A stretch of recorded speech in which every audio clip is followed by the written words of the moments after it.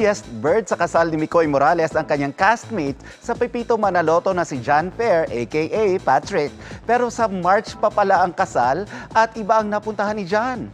Ang kanyang na Patrick in real life moment, alamin sa aking chika. Pambato nila ako, star player. Panggulat ba? Hindi lang sa Kapuso sitcom na Pepito Manaloto nang gugulat si Patrick. Hindi ko sa ipapasok ko sa crucian dahil panggulat ako. Tila naging in character kasi ang gumaganap sa kanya na si John Fair. Ipinost ng castmate niyang si Micoy Morales ang larawan ni John na posturang-postura in his barong. Para sana ito sa kasal ni Micoy, kaso ang wedding sa March pa. Inakala niya raw kasing ang kasal ay kahapon, January 3. At hindi niya nabasa ng buo ang sulat sa invitation na please RSVP on or before January 3.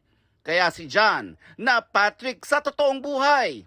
Laking gulat daw niyang pagdating sa simbahan, nakasuit ang lahat habang nakabarong si John.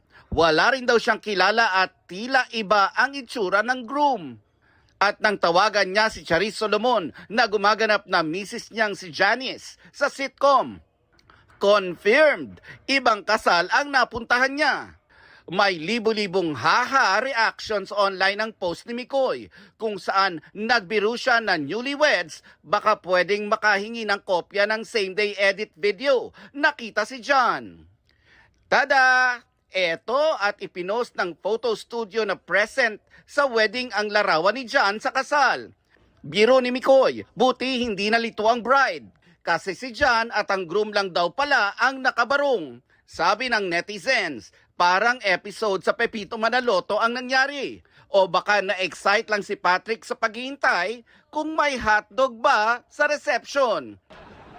Sa Pepito Manaloto kasi, favorite ni Patrick ang hotdog. Sarap pa. May mga pagkain kang kailangang iwasan. Gaya po ng ano? Pizza, hotdog. Ha? Bawal ang hotdog! Buti na lang John, aka Patrick, took it in stride. At nag-congrats pa rin sa groom at bride.